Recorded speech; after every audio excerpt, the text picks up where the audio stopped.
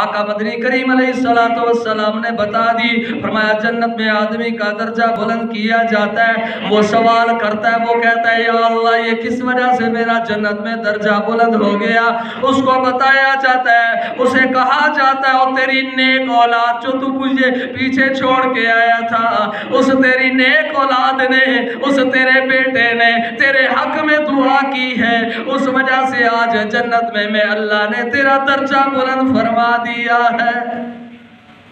جنت میں درجہ بلند ہونے کی وجہ سبب کیا بنا؟ نیک بیٹا، نیک بیٹی، نیک اولاد۔ بتانے والے کون؟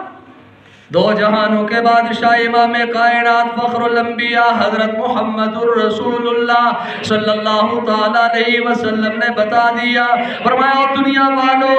سن لو، جب تم دنیا سے رخصت ہو جاؤ گے، جنت میں جب چلے جاؤ گے، جنتی کا جنت میں جب درجہ بلند کیا جائے گا، وہ جنتی اللہ سے سوال کرے گا، وہ میرا مالک یہ میرا درجہ کس انداز میں، کس صورت میں، کس وجہ سے بلند ہو گیا؟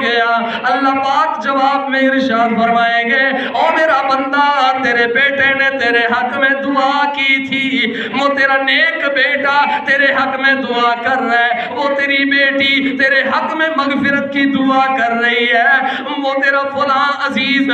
جس کو تو صدقہ جاریہ بنا کے آیا تھا وہ تیرے حق میں دعا کر رہا ہے، اس کی دعا کی برکت سے میں نے تیرا جنت میں درجہ بلند کر دیا۔